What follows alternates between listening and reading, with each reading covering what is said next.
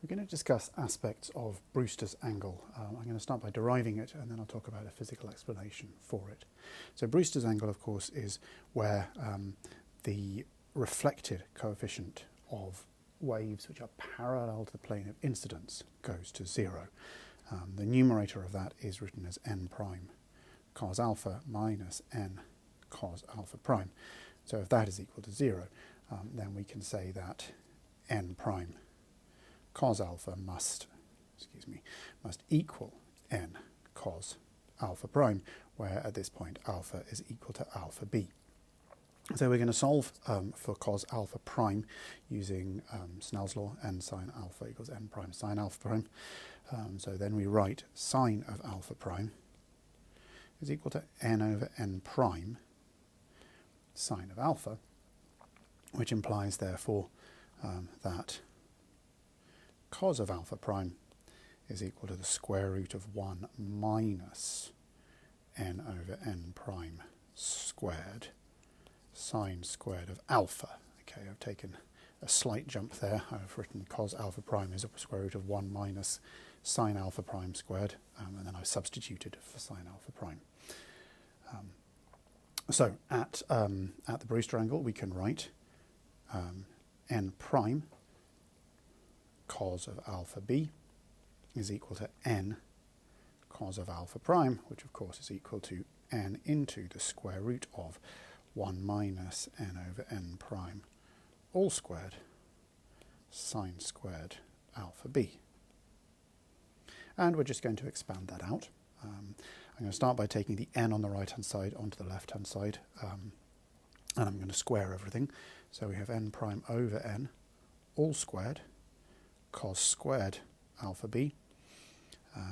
Sorry, I seem to be sticking and moving the screen up and down a bit, is equal to 1 minus n over n prime all squared sine squared alpha b.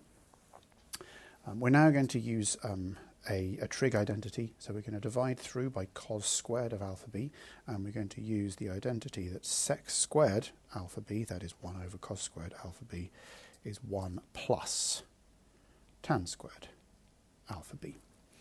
So if I do that, then dividing through, we find we have n prime over n all squared. So we divided by cos squared alpha, so that's now equal to, we have 1 over cos squared, which is sec squared, so we substitute that for 1 plus tan squared alpha b, and then we have minus n over n prime all squared, and then sine squared over cos squared is again tan squared alpha b. Right, so now let's gather terms. On the left hand side we have n prime over n all squared minus 1, and that's equal to tan squared alpha b into 1 minus n over n prime all squared. So we're going to make sure now that we expand out those terms. So we're going to put the same denominator. So what I mean by that is on the left hand side we have n prime squared minus n squared divided by n squared, and that's equal to tan squared alpha b into n prime squared minus n squared over n prime squared. And I hope you can see why we've done that, because we've now got the same thing on the left and the right. And so what we can write is that tan squared alpha b is equal to n prime over n all squared.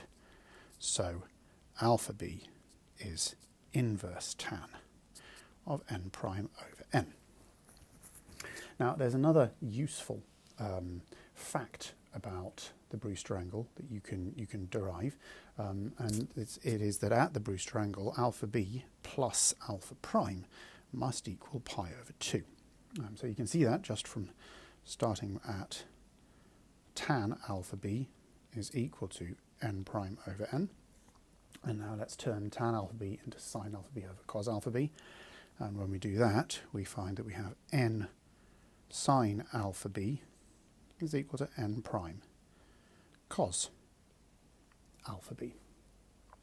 But of course n sine alpha b, which is on the left hand side there, we know from Snell's law is n prime sine alpha prime. And therefore this tells us that cos of alpha b is equal to sine of alpha prime. So pi over 2 minus alpha b is equal to alpha prime. And so alpha prime plus alpha b is equal to pi over 2. The reason you're saying that pi over 2 minus alpha b is equal to alpha prime is just simply trigonometrical. It expresses the phase difference between sine and cos. Now let's use that to come up with a physical explanation for the Brewster angle, for what's actually happening at the Brewster angle. And I took this from a book on optics by Hecht, but it's a standard explanation that you can find in lots of different places. So let us consider an interface between two dielectric media. And we've got n, and we have n prime, and we're going to have some kind of incoming light wave here, represented by its k vector. Here's the normal to the surface. Here's the angle alpha. We're going to have a reflected angle there, which has also got angle alpha. And that'll be k double prime. And then we will have the refracted wave here, which is alpha prime. And then this angle here, let's call it theta. Now, we've said that at alpha is equal to alpha b plus alpha prime is equal to pi over 2. And therefore, on this diagram, that implies that theta must equal pi over 2. Okay, that's because alpha plus theta plus alpha prime is equal to pi. And if alpha plus alpha prime are equal to pi over 2, then theta must be pi over 2. In other words, there's a 90-degree angle or a pi over 2 angle, depending on which unit you want to use, between the refracted and reflected waves. Now, if we consider what happens physically at the interface we're going to have a whole set of atoms, which I'm drawing as little dots here, and each of those atoms consists of some electrons around an ionic core. There's a classic model which models the atoms at the interface as oscillators. So they're equivalent to oscillators, and they're actually well modelled as dipoles. Now, because they're in the second material, N prime, they're going to be oscillating with the dipole axis perpendicular to the refracted wave vector. Let me draw that just down here. So here's n prime, here's our normal, here's our refracted wave vector k prime. So what we're going to say is that if we have an atom here at the interface, it's going to be oscillating backwards and forwards with an axis perpendicular to the wave vector. That's because that's where the electric field will be. And this is now the key point, is that a dipole actually emits no radiation along its axis. That's something that we will actually cover later in the course. We'll look at the radiation emitted from a dipole. So, if the dipole emits no radiation along its axis, then that means no radiation is emitted along a direction perpendicular to the refracted wave vector. And the direction at Brewster's angle, the direction of the perpendicular to the refracted wave vector, is the reflected wave vector. So the reflected wave is perpendicular. Actually, let me just write that with a symbol rather than writing out the whole of the word perpendicular. Perpendicular to the refracted wave. 4 parts of the wave which are parallel to the plane of incidence. So there is no emission.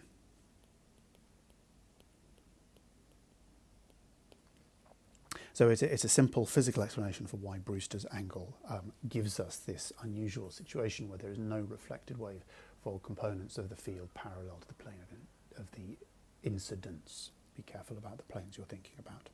That's all I wanted to say about Brewster's angle. So I hope particularly that last little bit has helped you get some kind of physical insight.